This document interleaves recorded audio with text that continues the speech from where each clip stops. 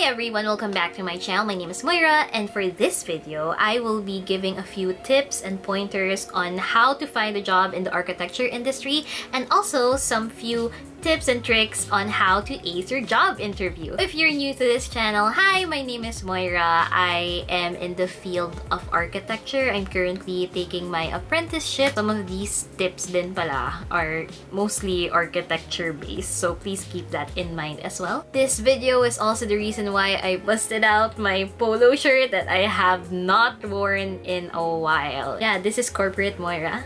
So this video is dedicated to all the fresh graduates out there. First of all, congratulations! And second, like I said in the previous video, if you want to take a break after college, that's totally valid as well. I did that too. So, hindi nyo naman kailangan magmadali. And before I jump into this video, you should go ahead and watch my video last week, which was all about how to create your architectural CV and portfolio. A few disclaimers before we start. First of all the tips that I will be giving out are mostly based on my own experience when I was applying for jobs 2 years ago back in 2019. Ito yung mga nag-work para sa akin. Second disclaimer is that we all know that we're still in this pandemic, and during the time that I was applying for jobs, pre-pandemic pa yun. Alam ko naman na mas unpredictable sa panahon ngayon. It really might be harder during this time of the pandemic to look for a job. I definitely acknowledge that, and I can't really speak too much on it kasi yun nga, I did not experience applying for jobs during the pandemic. But I do hope that some of these tips can still help you in one way or another.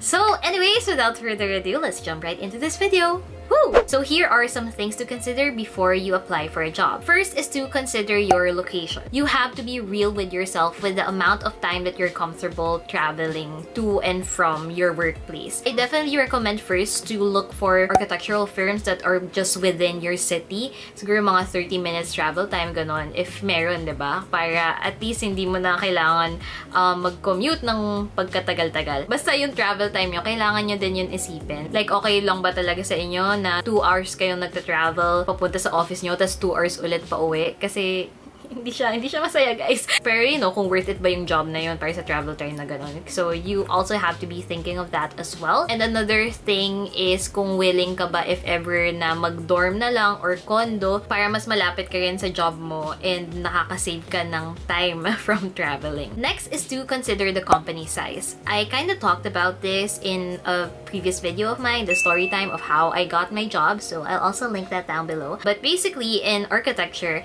when you apply for a smaller firm, you're usually more hands-on with the projects. Like, you really get to try anything and everything about architecture.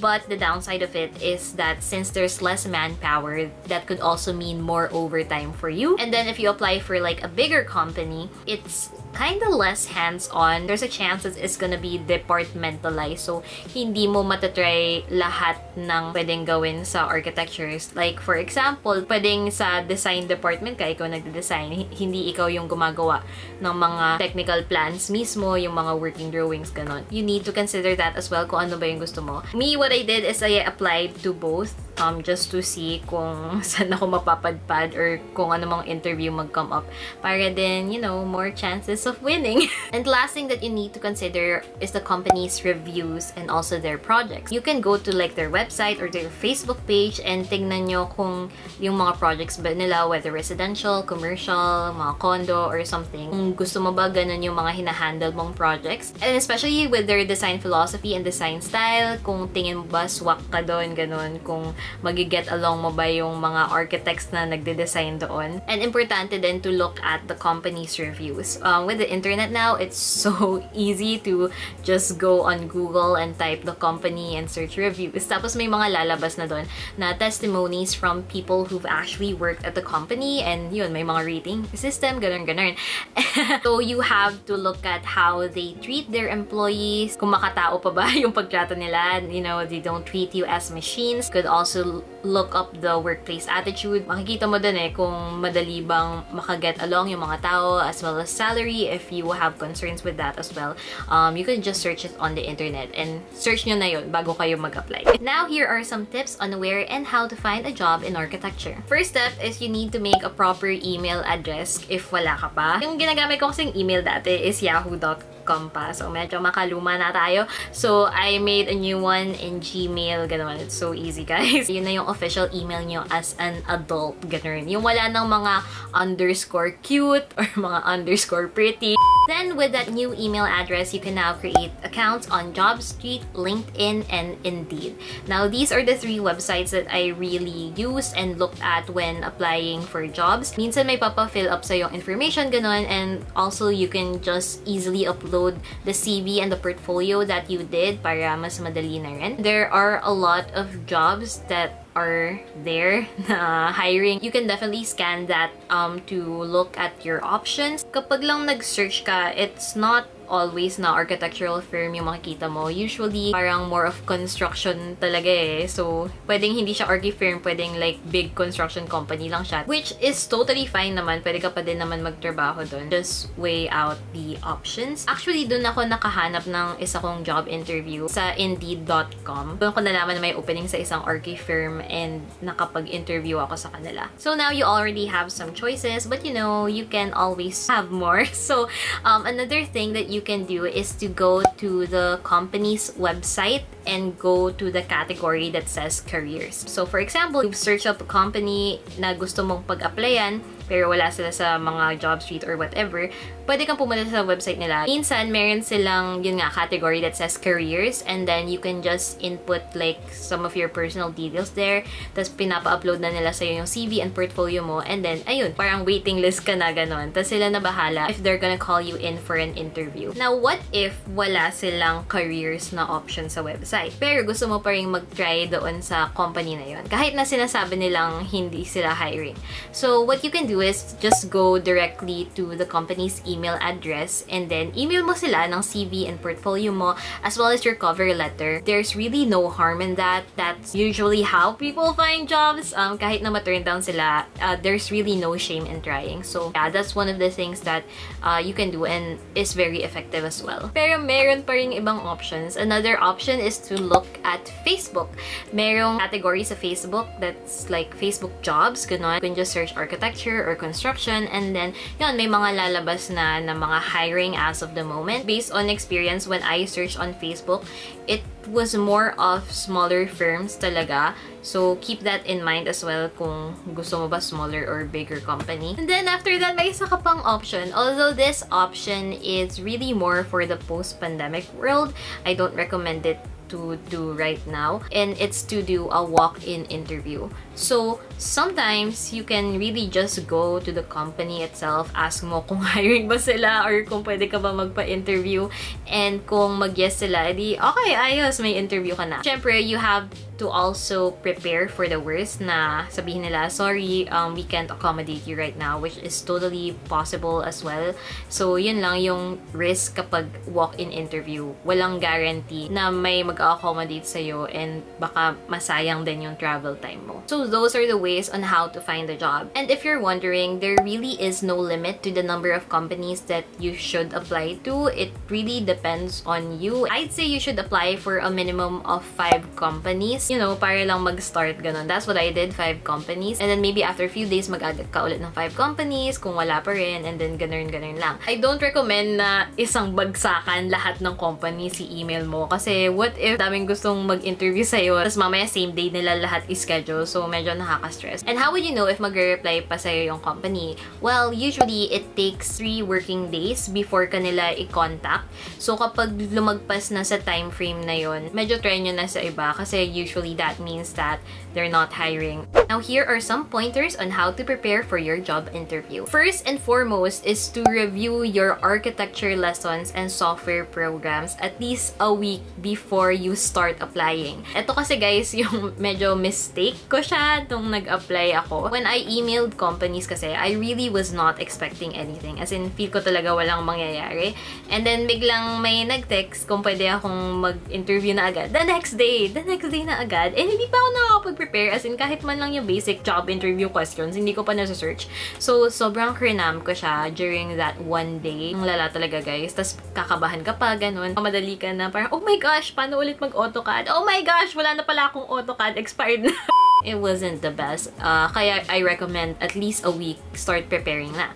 So what you need to review. So architecture knowledge, ito basic architecture knowledge lang, like mga codes, ganon. Anong code yung National Building Code, PD 1096, anong code yung Accessibility Law, BP 220, yung mga ganun lang. And then also mga abbreviation siguro sa architecture. For example, like FF means floor finish, WF means wall finish. Though you don't have to dive too deep din naman for me. Kasi feel ko if you graduated architecture, kahit pa paano may stock knowledge ka. Yung software programs, yun yung medyo kailangan yung i-review, especially if you have not used them in a while. Possible software programs are AutoCAD, SketchUp, Revit, if marunong ka nun. Ako kasi hindi ako marunong nun, so bitter pa rin ako. And you should also prepare for the possibility of a design esquisse on the spot. Hindi ko yun naranasan in my job interviews, thank God! Pero yun, some of my friends did do that. And yeah, just be prepared. So apart from those architecture stuff that you need to review, you also need to prepare for the general job interview questions.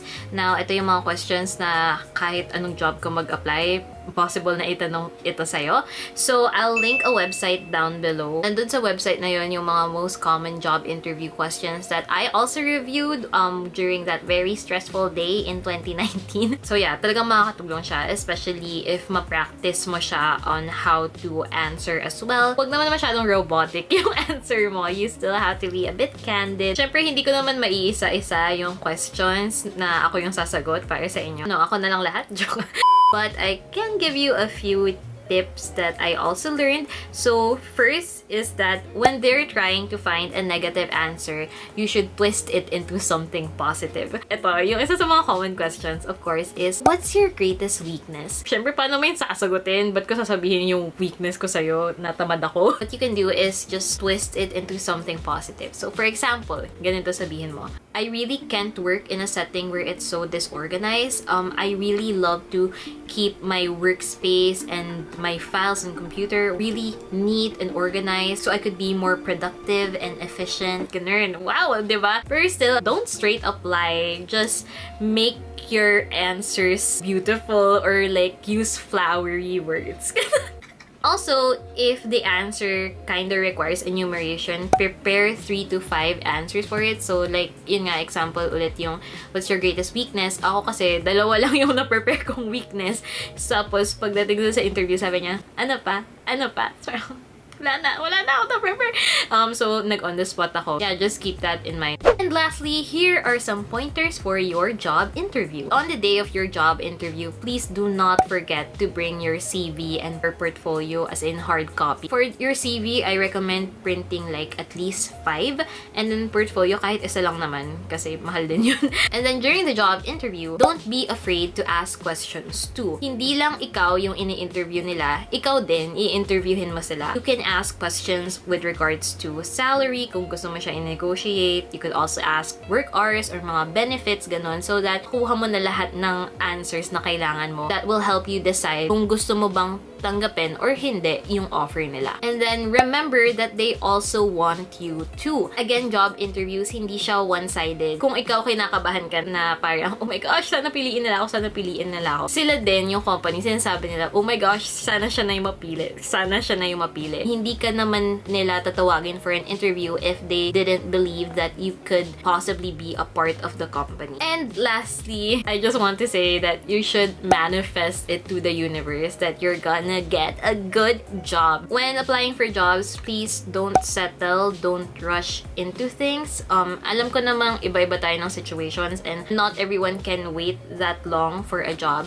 Pero also take note of your worth. Take note nyo kung i-value ka ba talaga ng company na ito. Kasi feel like sobrang hirap magtrabaho kapag hindi maayos yung pagtrato sa'yo ng company mo. Know your worth, guys. In any situation, know your worth. So yun nga, manifest nyo siya sa universe. You have to to believe that whatever job that you're gonna get is something that you deserve, that you're right for, and that it will really make you happy. So in my personal experience, noong nag-a-apply ako for jobs during the whole Christmas season and then leading up to my birthday, kasi January birthday ko, I really was wishing and praying hard. I was praying like, Lord, please help me find a job that I am right for, that will make me happy, and also where I will grow to become the best architect that I can be.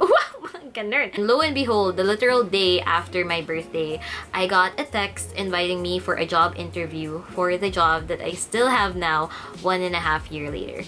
And I can really say that ito yung job na meant for me at this time. I'm very happy and lucky na nakuha ko yung wish ko. So guys, manifest lang kayo, manifest lang kayo. And remember that if it's meant for you, it will not pass you by. But guys, that is it for this video. I hope some of the tips help. Medyo sabaw ako ng slide, pero makakatulong yan, makakatulong yan. Okay, but anyways, if you like this video, please give it a thumbs up, and don't forget to hit subscribe, and also don't forget to click on the notification bell so you're updated whenever I post a new video. Comment down below what video you want to see next, and I hope to see you next time. Bye!